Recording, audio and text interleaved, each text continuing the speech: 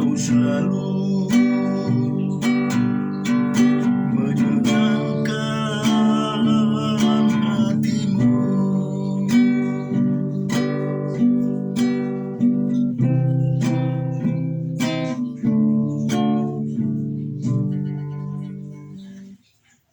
Puji Tuhan, kita akan baca firman Tuhan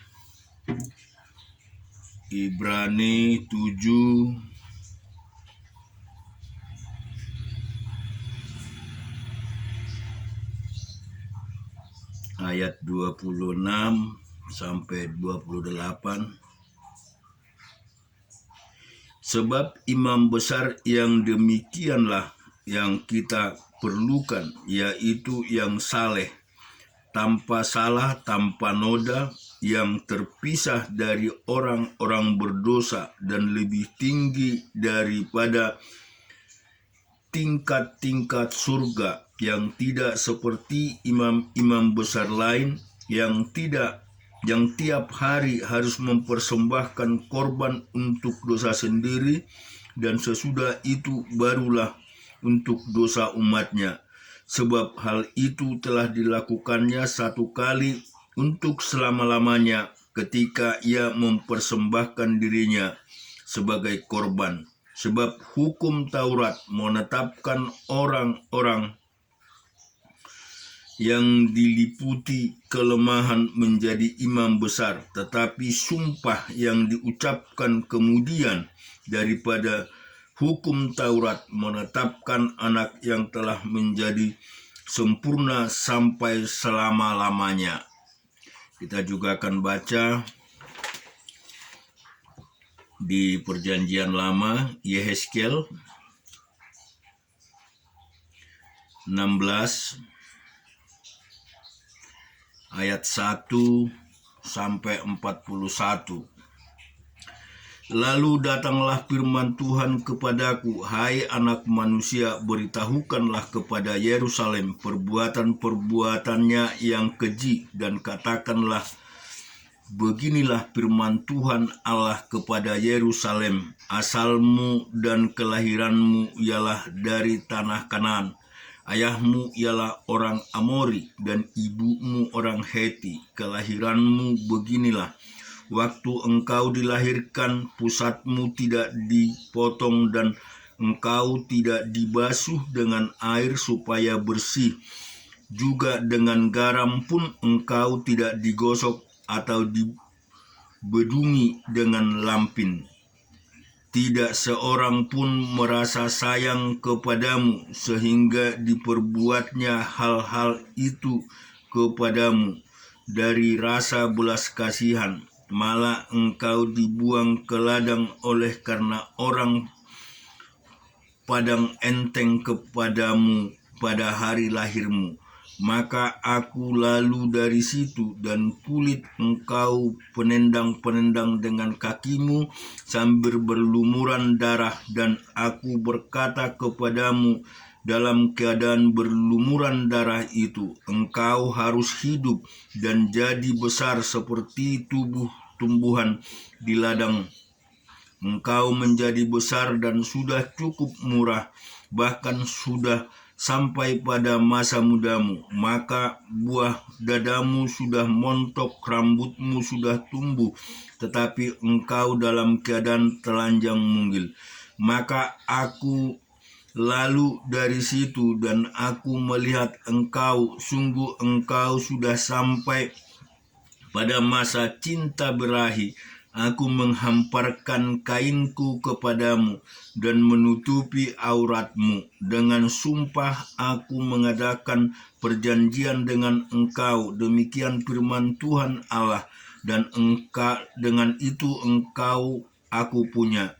Aku membasuh engkau dengan air untuk membersihkan darahmu daripadamu, dan aku mengurapi engkau dengan minyak. Aku mengenakan pakaian berwarna-warna kepadamu dan memberikan engkau sandal-sandal dari kulit lumba-lumba dan tutup kepala dari lenan halus.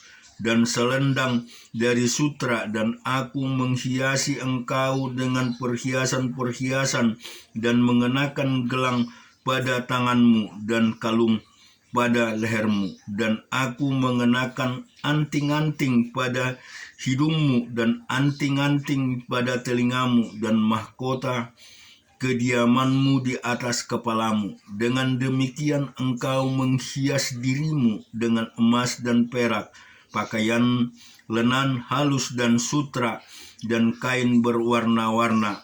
Maka makananmu ialah tepung yang terbaik, madu dan minyak, dan engkau menjadi sangat cantik sehingga layak menjadi ratu, dan namamu termasyhur di antara bangsa-bangsa karena kecantikanmu, sebab sangat sempurna adanya oleh karena semarak hiasku, dan kuberikan kepadamu. Demikian firman Tuhan. Kalau di Mazmur 105, 106,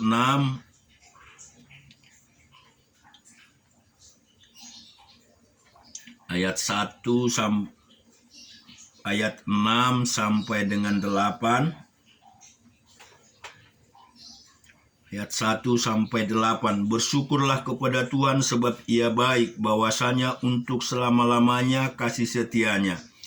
Siapakah yang dapat memberitahukan keperkasaan Tuhan, memperdengarkan segala pujian kepadanya? Berbahagialah orang yang memegang pada hukum, yang melakukan keadilan di segala waktu. Ingatlah aku, ya Tuhan, demi kemurahan terhadap umat-Mu.